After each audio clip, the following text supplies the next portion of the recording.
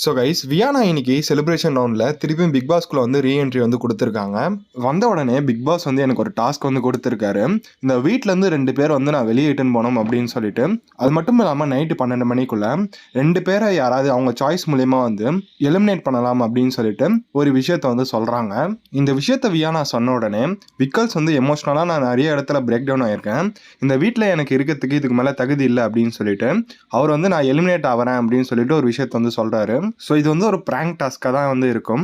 இதை வந்து விக்கல்ஸ் வந்து சீரியஸாக எடுத்து நிறைய இடத்துல இப்போ வந்து பிரேக் டவுன் ஆகிட்டு இருக்காரு. இதுக்கப்புறம் நைட்டு வந்து பணப்பெட்டி டாஸ்க் வந்து அஃபிஷியலாக பிக் பாஸ் வந்து அனௌன்ஸ் பண்ணுறாரு. இந்த டாஸ்கோட பேரை பணப்பெட்டி 2.0 அப்படின்னு சொல்லிட்டு ஒரு விஷயத்த வந்து பிக் பாஸ் வந்து சொல்லியிருக்காரு. ஸோ இதை வச்சு பார்க்கும்போது இந்த பணப்பெட்டி டாஸ்கில் நிறைய டாஸ்கஸ் வந்து உள்ளே அடங்கியிருக்கு அப்படின்னு சொல்லிட்டு தெளிவாக நம்மளுக்கு வந்து தெரியுது. So first task Bigg Boss வந்து என்ன கொடுத்துருக்காருன்னா, கார்டன் ஏரியாவில் ஒரு காரில் எல்லா காசையும் வந்து வச்சுருக்காங்க. ஸோ எல்லாருமே போயிட்டு அந்த காசை வந்து கொடுத்துருக்க டைமுக்குள்ளே எவ்வளோ கலெக்ட் பண்ண முடியுதோ அவ்வளோ கலெக்ட் பண்ணிவிட்டு ஸ்டார்ட் பண்ண இடத்துல திருப்பியும் வந்து அது கேமை வந்து என் பண்ணணும். இது வந்து ஒரு பஸ்ஸர் டு பஸ்ஸர் டாஸ்க் தான். ஸோ பிக் பாஸ் லைவ் பார்க்கும்போது நம்மளுக்கு தெளிவாக வந்து தெரியும். ஸோ யார் பணப்பெட்டி எடுக்கிறதுக்கு மோஸ்ட்லி அதிகமான சான்சஸ் இருக்குது அப்படின்னு சொல்லிட்டு உங்கள் கருத்துக்களை மறக்காமல் கமெண்ட்டில் வந்து சொல்லிட்டு போங்க. ஸோ சேனலை சப்ஸ்கிரைப் பண்ணாமல் பார்த்துட்டு இருந்தீங்கன்னா மறக்காமல் சப்ஸ்கிரைப் பண்ணி வச்சுக்கோங்க. Bye guys.